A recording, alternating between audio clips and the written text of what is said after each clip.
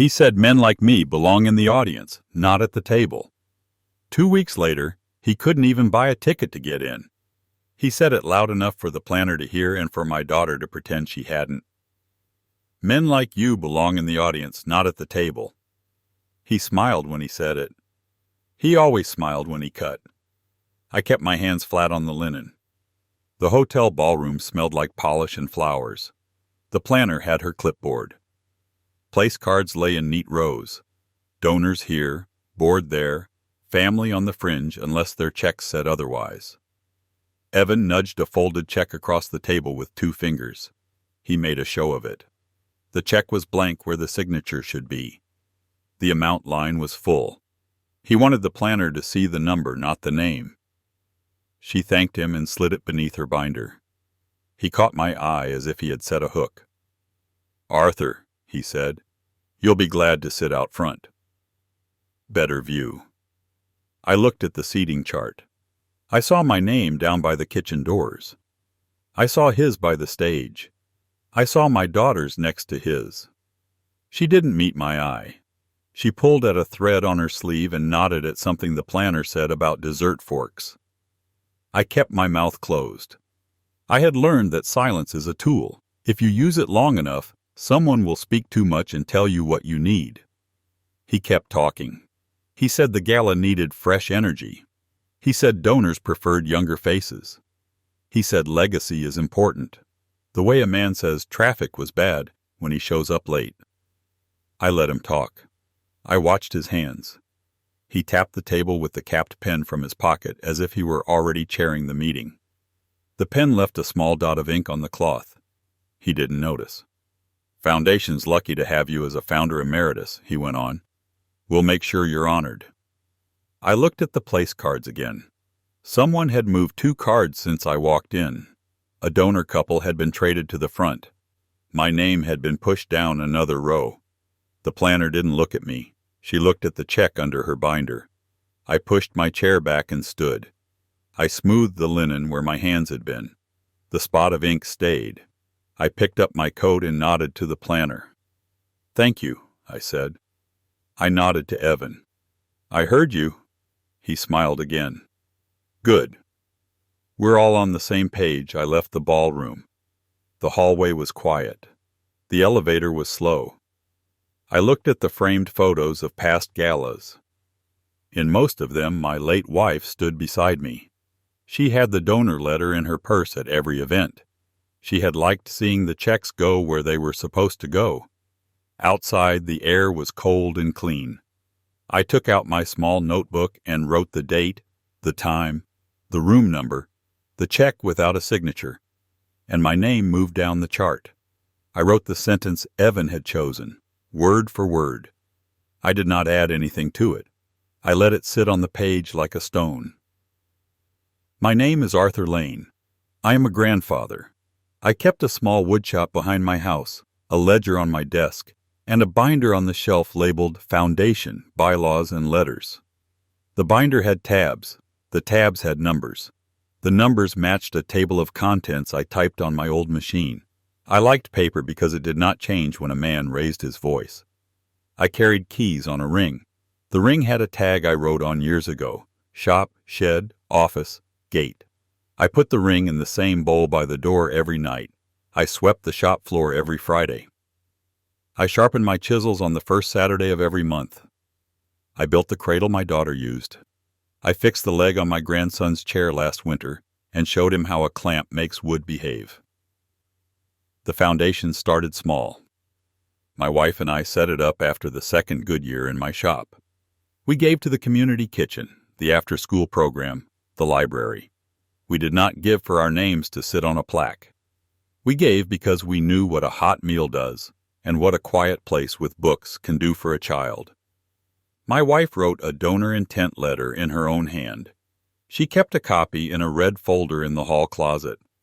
I kept a copy in the binder. When my wife died, my daughter asked me to let the foundation grow. She used that word a lot.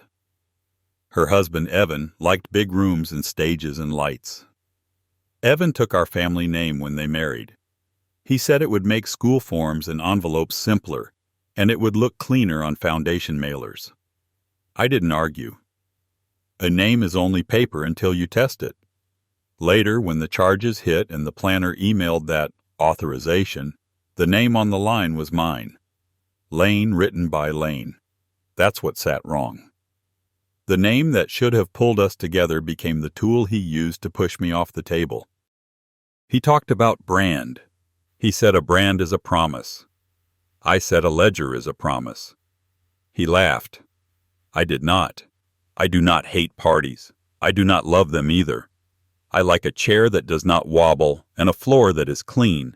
I like receipts lined up with the work done. I like to know who said what and when. If I do not know, I do not guess. I look it up. If I cannot find it, I write it down for next time. I am not a man who bangs a table. I do not throw a glass to make a point. I do not say trust me. I say show me. If you cannot show me, I step back. I do not chase. I let the paper speak. I kept the ledger open the night I came back from the hotel. I wrote ballroom seating change and check presented without signature, and the time. I put the binder on my desk within reach. I set the pen parallel to the edge. I turned off the shop lights and locked the door. I believed in paper. He came to my shop the next day with a folder and a smile that did not touch his eyes. He leaned in the doorway the way men do when they want to seem at home in a place they do not understand. The shop smelled like cedar and oil. The heater ticked. The bench was clean. "Arthur," he said, "got something simple for you. It's a proxy, just for the gala window. Streamlines everything. You won't have to sit through the boring parts. You'll still get a seat." He laid the folder on the bench. The first page had my name printed under a line for my signature. The second page had small print. The third had a blank for temporary transfer of voting authority.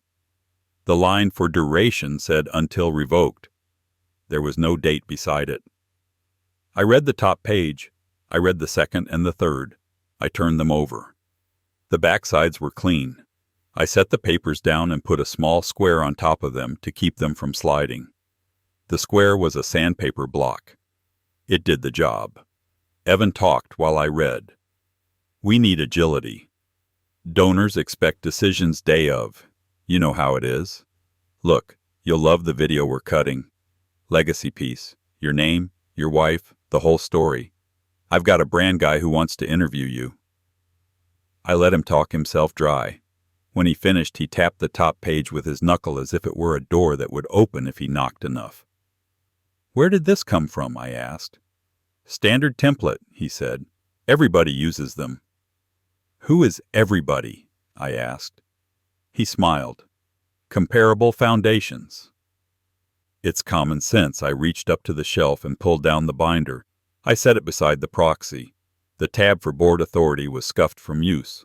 I turned to the page with Article 4 and laid a ruler across it so the line stayed straight for my eyes. This is not in here, I said. Then update the binder, he said. We're modernizing. The binder is the rules, I said. We follow what is in here, not what is in your folder. He tried another smile. Come on, Arthur. Donors like to see younger faces making quick calls. We'll handle the details. You can be the heart. We'll be the hands. The hands take money and sign things, I said. The heart does not sign. He shifted his weight. He looked at the heater as if it had said something. You're making this harder than it needs to be. I like hard things that are straight, I said. They stay up. He put his finger on the signature line. Just sign, Arthur. You'll still get a seat. I closed the binder. The sound was small and clean. I put the binder back on the shelf and set the sandpaper block square on the proxy again. Show me where that lives in the bylaws, I said. The first text came 2 days later at 8:20 a.m. It was from the bank. Alert. Card ending 1043 used at Royal Palace events for VIP table package $6,000. I keep my phone's sounds low, but I heard that one. I stood at the kitchen counter and looked at the message. The card in question lived in a small envelope in my desk. I had used it last week for paint and sandpaper. I had not used it for a table. I took a screenshot. I printed it. I wrote 8:20 a.m. and the date in the margin. I put the page in a clear sleeve and set it in the front of the binder, not filed yet, just resting there where I could see it. At 10 a.m., the planner called. Mr. Lane, just confirming your donor package selections for the gala. We have you down for platinum with 2 sponsor mentions and a video segment. The final invoice is on its way. Thank you for your generosity. I did not order a package, I said. Please email me what you have. She paused. I have the authorization under your name from Evan Lane. Send me the authorization, I said. Send me the timestamp. She said she would. She sounded careful now. I hung up and wrote 10:03 a.m. planner call and authorization claimed under my name in my notebook. I underlined claimed. The email arrived at 10:12 a.m. The attached PDF had my name printed in a bold font. The signature was not mine. The timestamp showed a minute when I was in the shop with a clamp in my hand. The IP address was on the form. I printed the PDF. I printed the email that delivered it. I stapled them together and wrote stack on the top right corner. I did not call Evan. I did not call my daughter. I did not call anyone who would talk instead of listen. I opened the desk drawer and checked the card envelope. The card was there. I checked the last physical receipt in the envelope. Paint. 2 gallons. The numbers matched the ledger. At noon, I walked to the shop and turned the heater up a notch.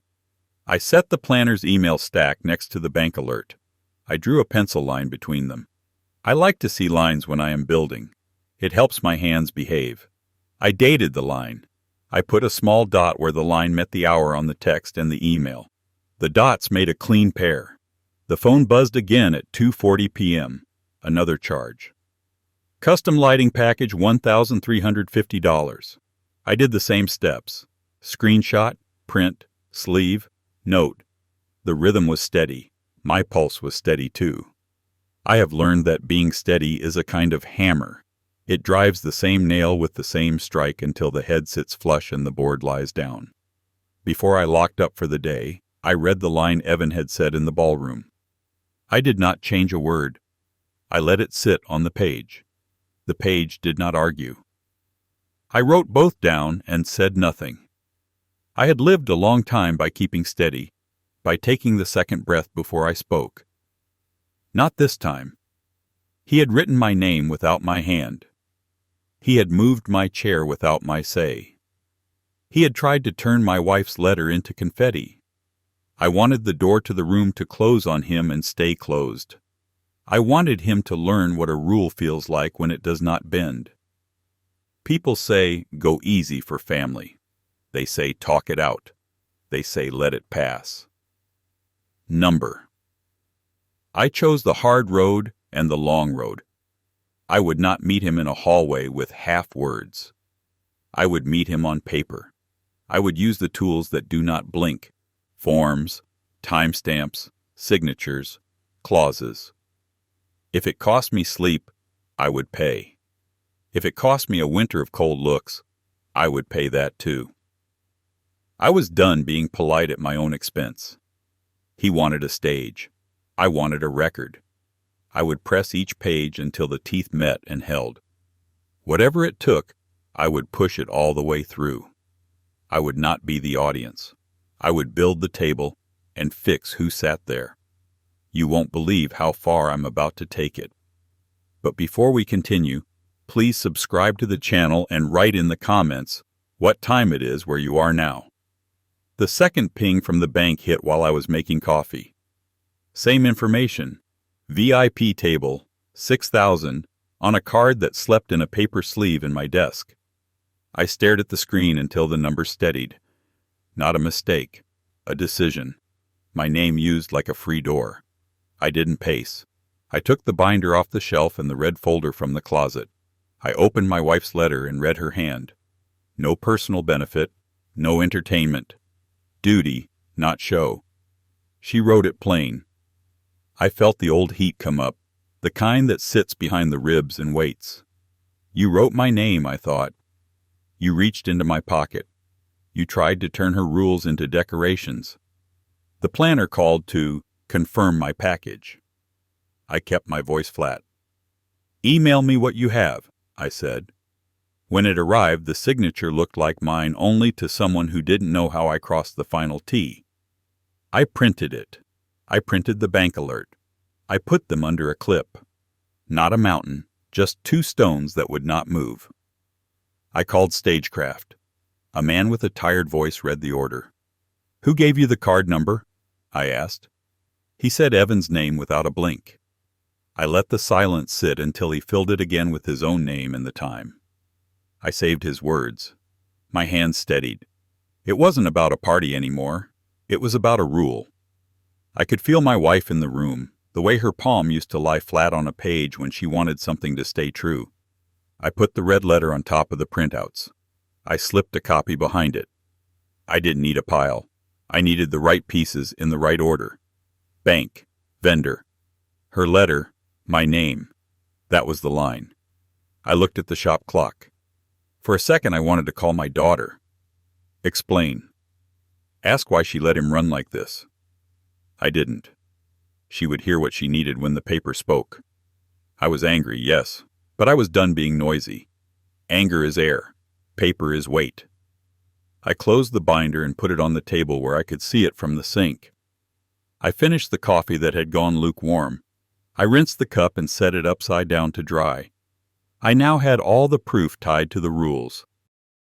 Counsel read like a carpenter measures, once to see, again to be sure. I put the binder on her desk and let her turn pages without my voice in the way. She underlined the line in my wife's letter with her fingernail. This is clear, she said. I felt my shoulders drop half an inch. I hadn't known they were that high. Bank? She asked. Already flagged, I said. Vendor named him. I slid the printout over. I saved his voice. She nodded. Good. No praise, just placement. She picked up the phone and asked the fraud officer for a freeze. Card not present details, and merchant confirmations. She didn't posture. She said please and used the ticket number I'd written down. I liked the way she worked. No show, only steps that led somewhere. While she held, I looked through the glass wall at the foundation lobby. Posters of the kitchen, the library, the after-school program. The real reasons. My grandson learned to read in that room with the blue carpet.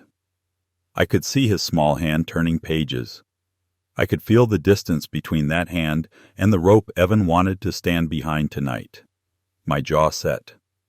Push now, I thought. Push until the teeth meet. The fraud officer came on. Freeze confirmed, he said. We'll request vendor logs. Counsel wrote it down, then looked at me. We'll also need a notarized copy of your wife's letter. I have the original, I said. Red folder. Saying the words felt like putting a level on a sill and seeing the bubble land dead center. We went downstairs. A clerk stamped the copy. I ran my finger over the raised seal. It was a small thing, but it had grip. Counsel slid it into a sleeve and labeled it neat and simple. We'll notify the chair, she said. Tonight still happens, but under our rules on the way out, I passed the photo of our first check to the kitchen. My wife was in it, holding a ladle and a smile. I heard my own thought, quick and rough. You wanted a stage, you get a file. Counsel walked me to the door. He'll be angry, she said. He already is, I said. He just thinks anger is money.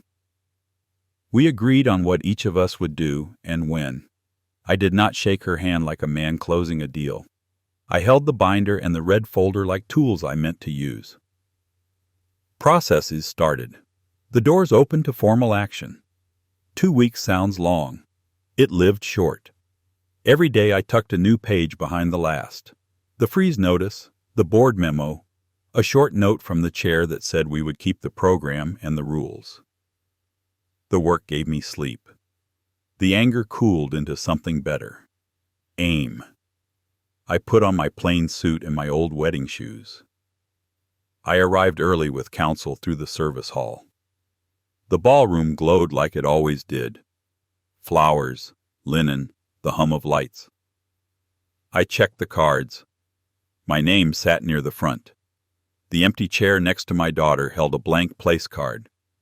The planner saw me see it. We both let it be. Guests came. Coats, perfume, talk. The ticket desk clicked. I stood by a column where I could watch and not be watched. Evan came fast, as if the room only started when he stepped into it. He said his name. The clerk typed. His face changed by a shade, the way a sky warns. He looked at the planner. She looked at me for a breath and then away. Counsel stood still as a post. "There's a hold," the clerk said. "Run it," Evan said. "Easy." Card 1, chirp, paper strip, head shake. Card 2, chirp, strip. The planner's throat moved like a swallow she couldn't finish. "The chair," she said. The chair came with the memo in a slim folder. He spoke low. "Board hold pending review." "This is my event," Evan said. He didn't shout. It sounded worse than shouting. "It's the Foundation's event," the chair said. "We follow our rules." I felt my heart beat in my hands, not in my head. "Good. Keep it there." The rope line looked ordinary and final. "You made this," I thought. "You wrote my name. You spend, I fix." Evan tried his phone. He tapped like he could beat the freeze by speed. Nothing moved. He pressed his mouth thin, then looked over at my daughter. She stood by the lobby fountain, careful as glass. She did not come. She did not call out. I didn't either. This was not a scene to rescue with words. This was a door that stayed shut until the lock turned. He tried a third card. The chirp sounded almost cheerful. The paper strip curled on the desk like a small tail. The clerk slid the card back without drama. The band lifted a light tune to cover the quiet. People kept glancing and then pretending they hadn't. The planner put a fresh wristband on the table and left it there, a want with nowhere to go. His money and his status stalled at the door. He stepped toward me. The security guard drifted closer. Open hands, no threat. Evan stopped just shy of the rope. His face held, then cracked at the eyes. "You did this," he said. "You wrote my name," I said. My voice felt like the shop plane when the iron is set right. Not loud, clean. "I built this night," he said. "You built a stage," I said. "My wife built a rule." Counsel took a half step forward. The chair lifted the folder, not like a weapon, more like a line read out loud. Vendor logs matched the charges. Bank freeze in place. Temporary hold per bylaws. You may respond in writing. He looked at the rope, at the band, at the light washing the room that would go on without him. He looked at my daughter. She met his eyes and then mine. Something in her face softened, and then went hard again, like wet concrete taking its final shape. I felt a small break in me and let it be. This was not the moment to fix that. One thing at a time. First, the rule. "I'll buy a ticket," he said. He held up his phone like a torch. "Scan me." "It won't clear," the clerk said, almost sorry. He tried anyway, thumb moving fast, jaw set. The screen stayed blank of mercy. A minute stretched. The band modulated to the opening number. The room leaned toward the program. The world did what it always does with a man who thinks he is the hinge. It kept swinging. He looked back at me. For the first time since I'd known him, I saw him do the math and not like the answer. I stepped close enough that I didn't need to raise my voice. "Men like me built this table," I said. "I kept the receipts." His breath hitched like he might say something that would make him smaller. He didn't. He straightened, as if the posture could return the seat. It didn't. The chair nodded to the guard, who didn't move, because he didn't need to. The rule had already drawn the line.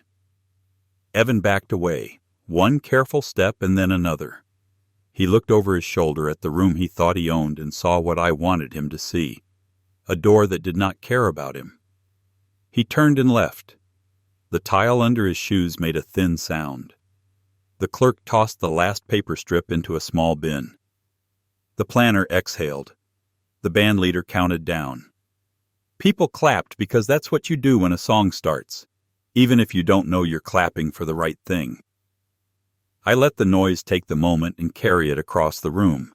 My hands were steady, my jaw unlocked. I felt tired in a good way, like after a long cut that finally came true. He couldn't even buy a ticket to get in, and that was only the start. From this point it only gets worse. We met in the small conference room with the glass wall, the same one where I had laid out the binder. The chair sat at the head, still in his dark suit from the gala, but without the stage lights his face showed years. He used to teach civics at the high school. He believed rules were something an ordinary person could follow and understand. That helped me breathe. Counsel set a recorder on the table and clicked it on. She kept her pen uncapped and still. 2 other board members came in. Marla from the library had ink on her fingers. Mr. Patel from the clinic had his sleeves rolled once. People who work. I trusted that. My daughter slipped into a chair near the end. She held a water glass with both hands and did not drink. Her eyes were red at the edges. She nodded to me, then looked down. I saw the ring I had given her mother on a chain at her neck.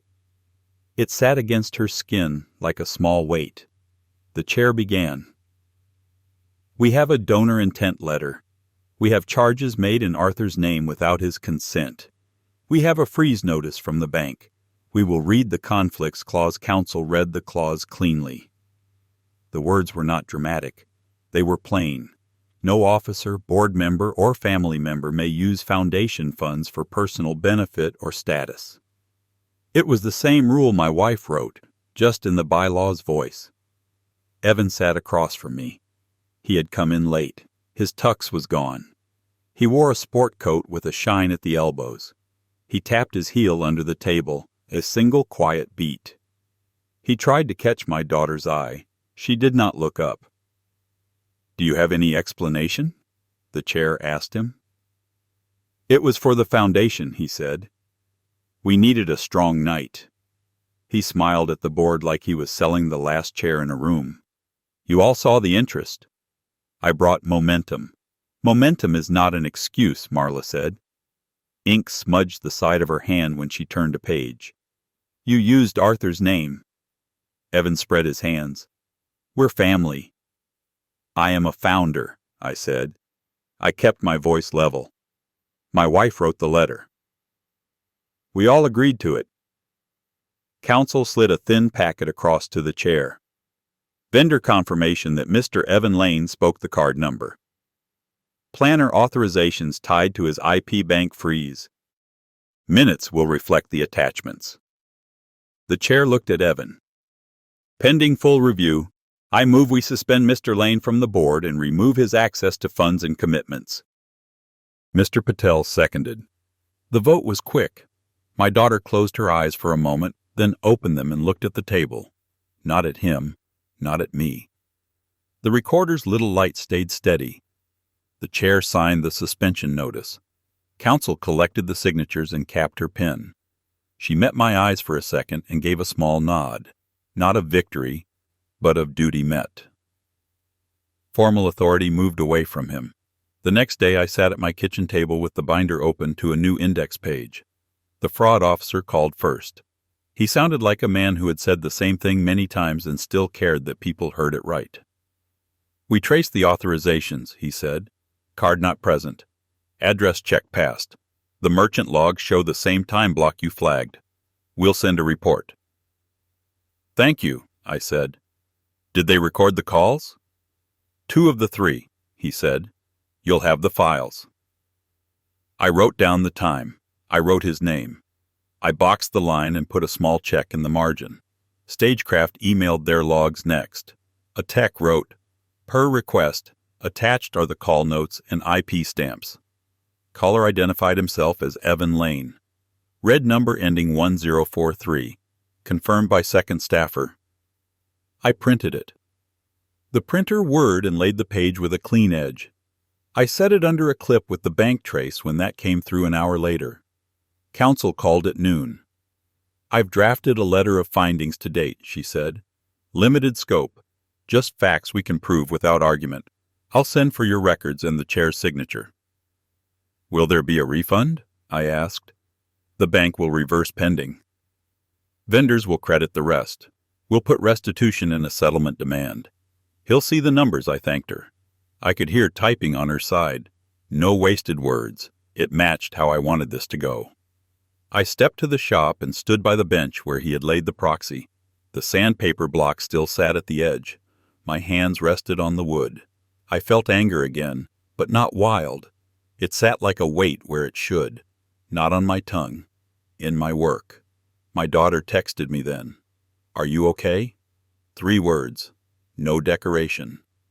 I typed back, "Doing the work." Then I added, "You and the boy are safe here." A minute passed. "Thank you," she wrote. No more. The bank report arrived mid-afternoon. Clear. Timestamps matched the planner signatures. The officer's name and title sat at the bottom above a short line that said verified. I put that page at the front of the stack and slid it into the sleeve with the donor letter copy behind it, so anyone who opened the binder would see cause and rule in one glance. When I closed the rings, it made that small sound I like. Not loud, final enough. Proof became independent fact. He came to my shop just before dusk. No call. The heater ticked. I had the door propped with a wood offcut. I smelled cold air in his cologne. He leaned in the frame like last time, but he looked smaller. No smile. His tie was loosened. There was a nick on his jaw where he had rushed the razor. "You ruined me," he said. "You did that," I said. "I kept notes." He looked past me at the bench. The proxy papers were gone. The sandpaper block remained. He picked it up, turned it in his hand, then set it down like it weighed more than it did. "You think you're the only one who cares about this family?" he asked. "I know what I promised my wife," I said. "I know what we wrote." He took one step into the shop. The camera above the door clicked. I saw the small red light blink and felt calm lock in. I had installed it after the gala, not because I expected trouble, but because it is easier to breathe when a record is being made. "You want me gone?" he said. "I want you honest," I said. "Honest men stay. Dishonest men stand at ropes." He looked tired then, not angry. For a moment I saw the man my daughter must have seen at the start, a man who wanted to be big and mistook the stage for the work. I did not say that. I let the air stay simple. He tried a different angle. "Talk to the chair. Tell him to slow down." "It's not mine to slow," I said. "You used my name." "The paper remembers." He rubbed his jaw where the nick was. "I could fix this," he said, "if you'd help." "You fix it by returning what you took and by stopping," I said. I lifted the phone and showed the screen. "I'm calling the officer assigned." "I'm logging this visit." I pressed the button. I gave the incident number when the dispatcher asked. I kept my voice calm and plain. Evan looked at the camera, then at me. His shoulders dropped a little. He stepped back to the threshold. For a second he seemed ready to say something true. He didn't. He left it there and turned away. I closed the door. I slid the bolt. I stood for a long breath with my hand on the wood. I set a physical boundary. Risk contained.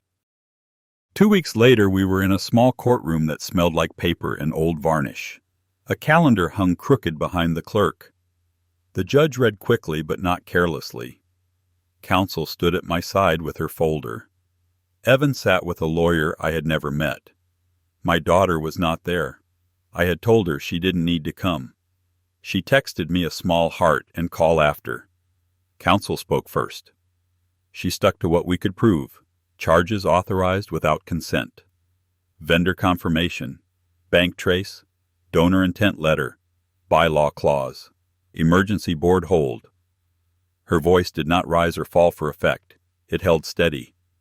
The judge nodded 3 times, each at a different page. Evan's lawyer tried to make it a misunderstanding. Confusion under pressure of event planning, he said.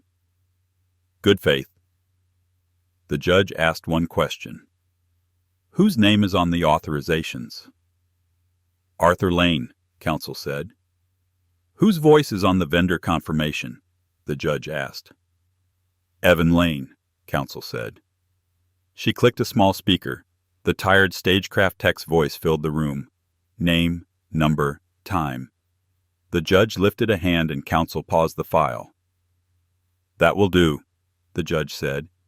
He signed a temporary order with a short pen that looked like it had lived on his bench for years. Mr. Evan Lane is removed from the board pending final review. He is barred from using the foundation name, funds, or authority. He will not contact Mr. Arthur Lane except through counsel. Restitution will be paid to the foundation per the schedule attached. Fees to be borne by Mr. Evan Lane. Evan sat very still. His jaw worked once. He stared at the pen as if it were the thing that had done this to him. I watched my hands. They were calm on the binder. Outside the courtroom, counsel gave me a copy of the order in a manila envelope. The raised seal pressed through the paper. Next steps are audit, closeout, and settlement signature, she said. You did well. I did what my wife asked, I said. On the way home, I stopped at the community kitchen. The line was short. The room was warm. The director waved me in back. I washed my hands and stirred a pot while she laughed about a broken ladle. The work sounded like it used to. I did not talk about court. I did not need to. The order was in my coat. That night I slid the order into the binder, in front of the donor letter. I closed the rings and felt that small click again. Not loud. Enough. Consequence became enforceable. The end was near. We met in counsel's office on a gray morning. The chair sat by the window with a thin folder. The auditor sat across from me. He had a quiet way about him, like a man who prefers numbers to noise. Evan came with his lawyer. He looked smaller than the last time I saw him, as if he had finally measured the room right. Counsel slid the agreement across the table. Restitution in full, she said. Foundation fees covered. Non-disparagement. No future authority or representation. Sign and date, Evan read for a long minute and then put the pen down. This is a lot, he said. It is the amount that left, the auditor said. His voice stayed even. Plus the cost to put it back. Evan's lawyer murmured something to him. Evan signed. The sound of the pen on the paper was plain. No speech, no show. Counsel signed for the foundation. The chair initialed the board section. Pages moved in a simple line from left to right. The auditor opened a smaller folder. Reconciled statements, he said. Bank reversals confirmed. Vendor credits posted. Net back to zero plus fees. Donations to programs unaffected. He handed me a single letter. Final. No ongoing risk. Internal controls adequate. It had a raised seal you could feel. I liked that. It was like a stamp in wood that does not fade. Thank you, I said. The chair stood and looked at me. We'll add a small step to approvals, he said. 2 signatures for any event spend. It honors your wife's intent. Good, I said. That's all I ever wanted. Evan cleared his throat. He did not look at me. I'll wire the balance today. You will, counsel said. Then this is done. We walked out into the hall. The chair shook my hand. He did not say congratulations. He said, see you at the kitchen this weekend. That was better. At home, I set the settlement in the binder in front of the court order and the donor letter. I updated the index with 3 short lines and page numbers. I put the auditor's letter in a sleeve by itself and labeled it final. I called the kitchen director and told her the funds were clean. She laughed and said the new ladles came. She asked if I could fix a cabinet door. I said yes. I marked Saturday on my calendar with a pencil. I sat at the table and looked at the binder for a while. It did not feel heavy. It felt right. Money and trust realigned with intent once again. My daughter came by that evening. She did not knock loud. She held the boy's backpack and a paper bag with a pie from the corner store. We put the pie on the counter and stood there a second like we were waiting for a light to change. "I heard you were in court," she said. "We were," I said. "It's finished." She nodded. Her eyes were tired but clear. "He signed?" "He signed," I said. "He pays it back." "He has no seat. He doesn't call me. He doesn't use the name." She breathed out through her nose. "Good." I took a small envelope from the bowl by the door. Inside was a key and a note I wrote in block letters. I slid it across the table. "This is for you," I said, "and the boy. You never need to call first, but I am drawing a line. He is not welcome here. Not now. Maybe not ever. That depends on what he does, not what he says." She read the note. It was short. 3 rules. No requests about the foundation. No talk about moving the binder. No using my name for money. She traced one line with her thumb and gave a small nod I knew from when she was a girl, and I told her a rule that would not bend. "I'm sorry," she said, "for all of it." "I know," I said. "I'm still your father." "That doesn't change." The boy came in from the hall with an action figure and the easy joy of someone who has not yet learned to pretend. "Grandpa, can we fix the chair again?" he asked. "We can," I said. "Bring the clamp." We went to the shop. My daughter stood in the doorway and watched. I showed the boy how the clamp screw turns slow so the wood doesn't bruise. He held the handle with both hands and grinned when the joint sat tight. My daughter smiled once, quick and honest. It looked like her mother for a breath. When they left, I walked them to the door. I hugged my daughter. It was the kind of hug you give when you know a hard thing has been said and heard. She put the key on her ring and held it up so I could see the tag I had written. "Home," it said. I watched their taillights fade at the corner. The house was quiet in a good way. I washed the 2 plates and set them in the rack. Personal line drawn with clarity. I fell back into a rhythm that made sense. Morning in the shop. Afternoon at the kitchen. 1 day a week at the library to sign small grants at a plain table with a checklist and a cheap pen that still wrote fine. My daughter texted photos now and then. The boy at the park. The boy with a library book. No photos of Evan. No questions about him. It was not a cold silence. It was a clean one. We spoke on Sunday mornings. We kept it to simple things we could do something about. One evening, the director handed me a thank you card signed by volunteers and kids. It went in the binder, not under evidence, but near the front where I could open to it when the house felt too empty. I locked up the shop and set the keys in the bowl. I washed my hands and the smell of cedar left slow. Routine returned with focus. I did not feel loud. I did not need to be. I had my seat because the paper said so and because I held it. I felt relief that was quiet and clean, not joy, just a floor that held.